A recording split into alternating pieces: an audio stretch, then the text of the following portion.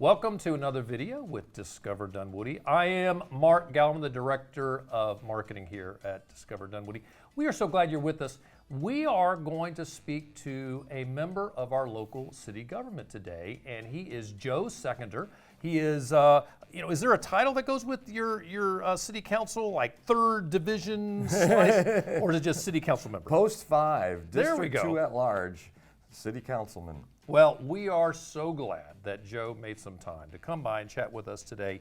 And I'm going to really put him under the tight, that white hot spotlight that we love to see our politicians. I'm going to ask him the hard question, not the softballs. You ready?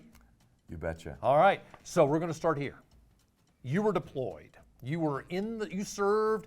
You were in Iraq. I think you said you were in Kuwait. Now, I'm not going to ask about, the details that end up in movies. I want to know, what did you learn from that experience that helps you serve as a city council member and in work today? Yeah, so it's funny, we as humans, I don't make this, sound all, philosophical, but we are a summation of all of our life's experiences. Right. I delivered pizzas. I worked for 8 years selling shoes, making commission in retail. All right. Then I did the military, and then I did consulting in the IT field, where right now I'm a project manager at Accenture Consulting, managing a team of 17 people, and the client's team, and as about 30 people. So it's about decision making. It's about bringing forth good information, critical thinking. People want to react and say things very quickly in life today. You want to just spew out things, it's reacting. Right. And life is about how do you react to things. And the same way, whether you're deployed in a combat situation, how are you reacting? But you have to assess that information and make a decision. And that's what I strive to do on city council. I had a passion for subject X or Y, and that's why I ran for council. That's what I'm focusing on. But guess what? Not just X and Y show up on our council agendas. Mm-hmm. And we get put forth many things like adopting a new sign ordinance. I don't know many people running for office that say, I'm running for office because I want to adopt a new sign ordinance. I'm all excited about signs. Right. Yeah, right. Right. But yet, Yet it's so important. right, Ultimately. to look at the impacts, to how do you make the decisions, how do you collect information, bring in other stakeholders, and come back forth with, okay, these are the questions I'm asking, and then therefore, you can say, this is my decision of what we're moving forward on. This is good. All right, I think that's really interesting, and I am going to buy you a beer and talk more about the experiences you had in the service, and thank you for your service to the country. Now today, the Homeowners Association does great things for our community. What are some of those projects, some of the, I would call it activation, that they do for our community? Right, and when you say Homeowners Association, I almost want to refer to it as a civics organization. A Dunwoody civic organization, about just people coming together as volunteers. So what's the peak event is really the 4th of July parade. It's awesome. It's the largest parade in all of Georgia. It's been going on for decades. It's a community event. It's a capstone event here. We love it. They put that on. Awesome job. There's Light Up Dunwoody that comes in for the holidays in November timeframe there in the village. That happens. They sponsor the food trucks on Thursday over at Brook Run. The farmers market on Saturday mornings. So real quick, Food Truck Thursday starts, April-ish, maybe? But definitely runs across the summer. I should know the dates off the top of my head, but I don't. But every Thursday, you can go to Brook Run and have dinner with a bunch of food trucks. Actually, it's really cool. It's great, and they have bands there, music, and it's just awesome. A fun community engagement. Because really, think about what makes a community. It's people getting together and getting to know each other. Yes, we may live and sleep here and drive, but you're driving somewhere and you're in a car. When you get outside of your car and you're with people and you're hanging out, that's really being a community. Yeah, that's great. All right, so one of the things that you've done in the past is you've been very involved in sustainability. You were formerly on the board and the president of the Georgia Bikes Association. So I got to ask you, do you still bike? Yeah, a bit.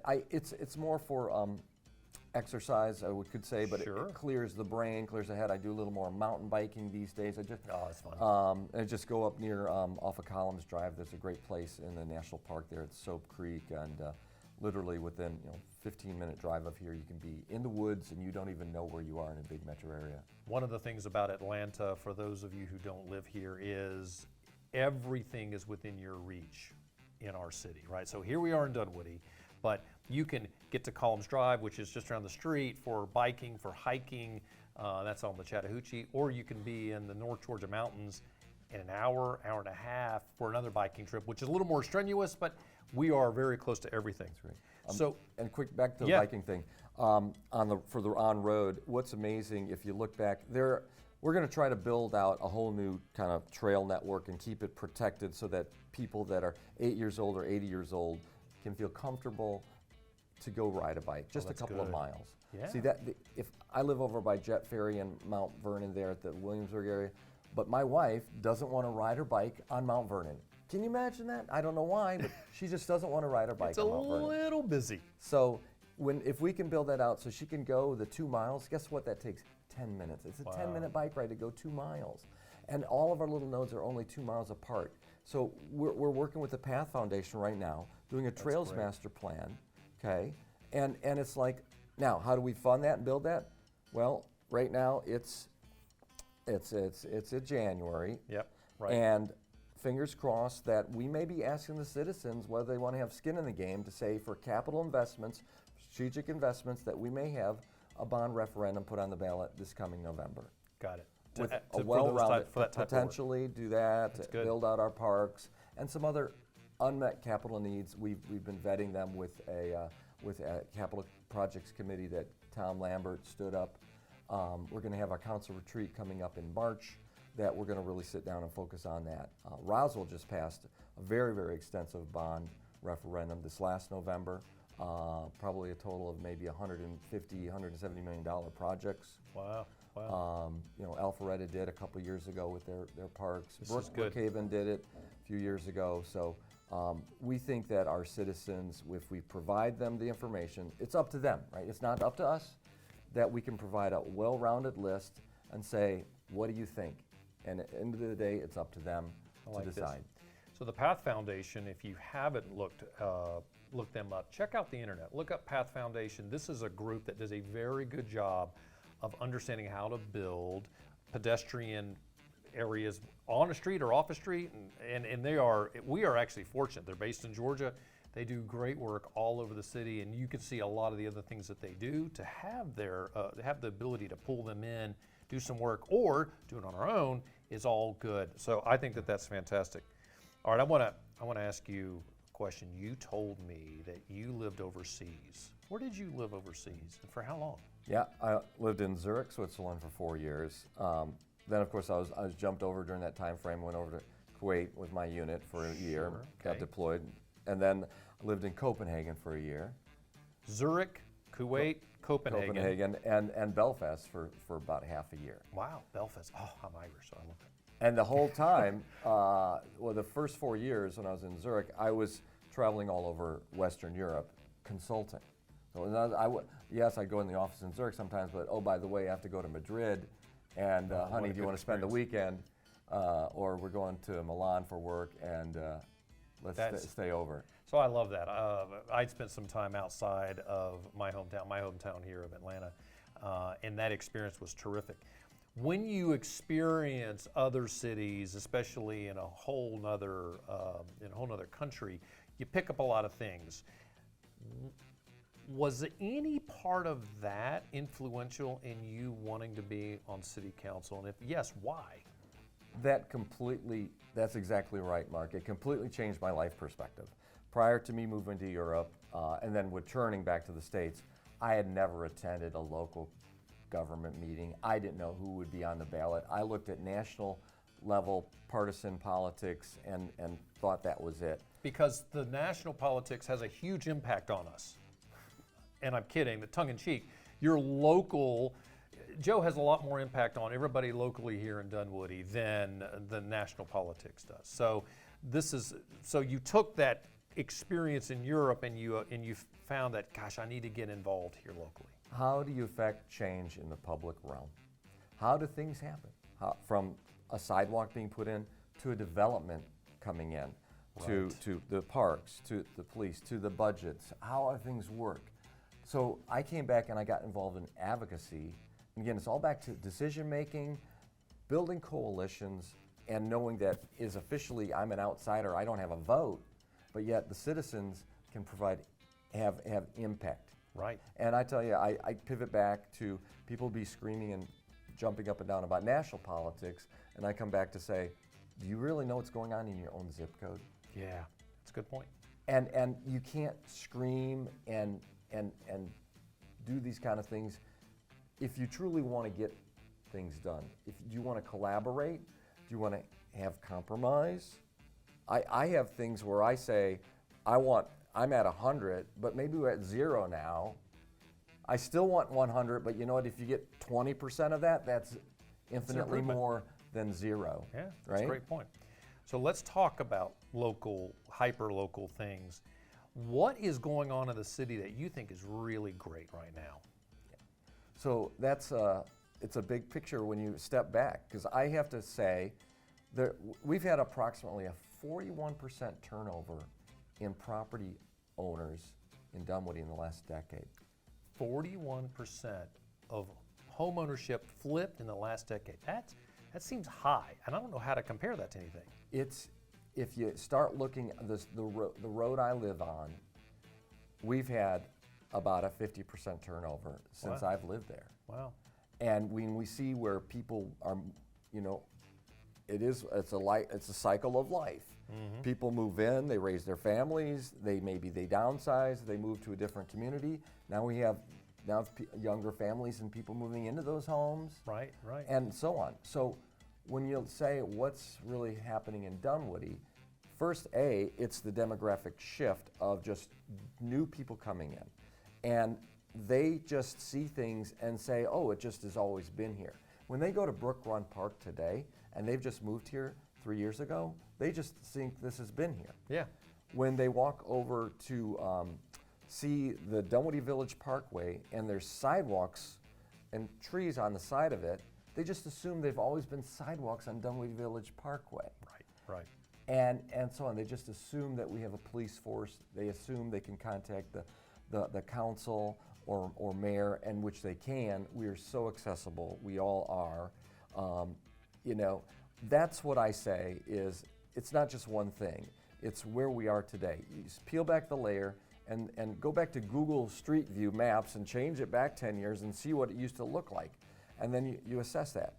People look at projects that are going down today. Look at Chamblee, Dunwoody, and Georgetown. There's construction going on. It looks horrible now. Right? It's metal plates. It's disruption. I look at those things, and I've seen those things in the past. I remember when the Brook Run Trail was being built. These new pedestrian bridges being built. There's delays and so on and so forth. And you're like, when is it going to happen? And now it just looks beautiful. Oh, it's fantastic. There. Right. And so. I tell you what I see as the best potential is the improvements to the Dunwoody Village.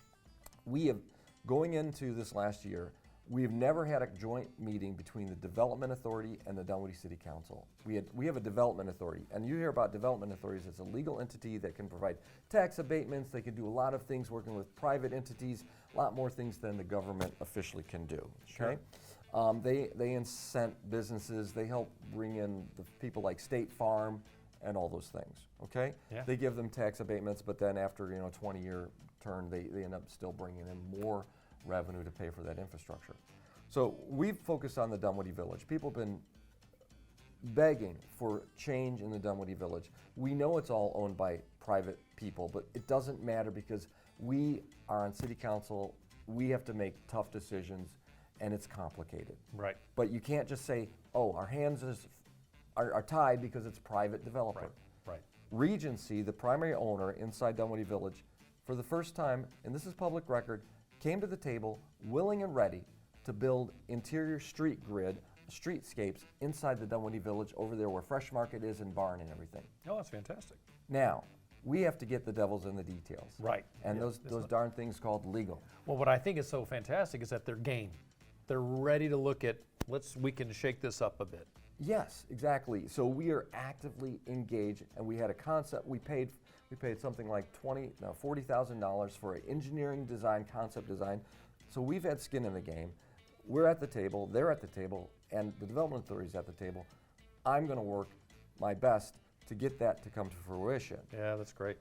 And then we just got a grant from the Atlanta Regional Commission for something like a 7-figure grant. It's $4 or $6 million. Apologize for not knowing everything about everything the city does, because by the way, in city council, anybody can come up and ask me about anything. Right. And I've had people like, well, how come you don't know about that then? I'm like, well, let me know in advance, I'll go look it up, we'll have a conversation. Yeah, right.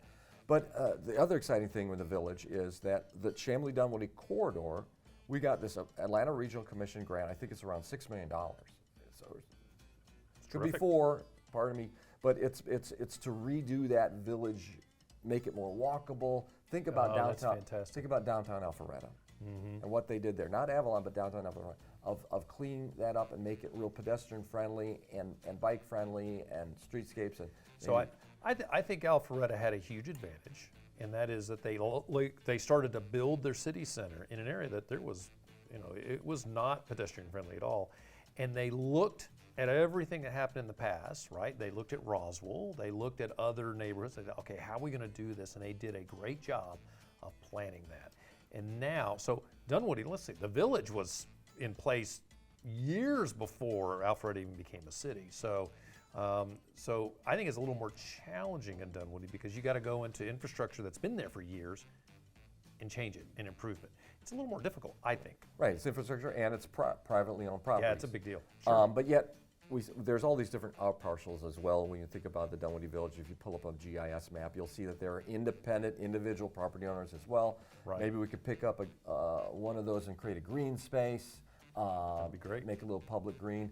I'd like to see the post office relocate. Wouldn't that be awesome? Because it's right now It's a lot of space. It's a semi tractor trailer truck. It's a distribution. Sure. It should be in an industrial area. Yeah. Now right. I'll say fine, keep a retail exposure there. Have a little retail shop. Right. But that whole area, that's not in accordance with our master plan of a walkable So this is public green exciting. town center. I mean, regrettably, we don't have many hours to go through this, but I think that it does show this kind of cracks the box open, so everybody can see some of the things that are going on. And I'm impressed that you know as much as you do. While not knowing specific dollar amounts, I don't think that's an issue. You know these are big things that are happening. And every time I go to any event, I run into Joe. So speaking of somebody that's really accessible, you are very, very accessible, and I think that's really exciting. How much time does it take to be a city council member on top of your full-time job? So, I still, I have a full-time job. I'm a project manager at Accenture Consulting, senior manager. I have a team of 17 people. I'm running a fixed fee project right now with the project go live in April. So yeah, I'm totally heads down. I was sitting in the parking lot on a conference call before I came in here, right? So I have to be, me personally, Joe Saginaw, I have to be extremely focused. Right. There is a dozen, 2 dozen, 3 dozen things I could think of working on. Right. But when I went back and I said, like for instance in 2022, I had 4 major initiatives, 4 things strategically that I was working on. And that was my focus. And I had to just pivot back to is one of these 4, with an underlying 5th, by the way, which was safe streets and traffic calming and so on. That's my lane.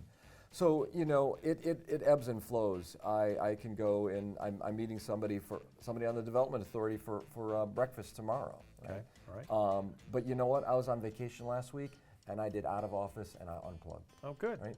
Completely. And you have to recharge and do that. Right. So it really does ebb and flow. I can say it's easy to spend 2, 4, 6 hours easily a week. And then there's times where I'm meeting more frequently. I'm meeting a constituent citizen on Saturday morning for an hour, so. Sir, I would think that a lot of weekend work ends up coming up with city council. Well, we have our council meetings on Mondays. We get that packet notification on Wednesday night, so it's really, you're looking at things maybe Thursday, Friday, you're working over the weekend reviewing those things as well. Well, I think it's impressive. But back to how do you get things done? Yes. I'm a big systems procedure process person. You talked about tagging something on Facebook. I'm like, go to the city's website, dunwoodyga.gov. The first thing it does is pop you up and say, do you want to be on the city's email list? Number one. So be in the know.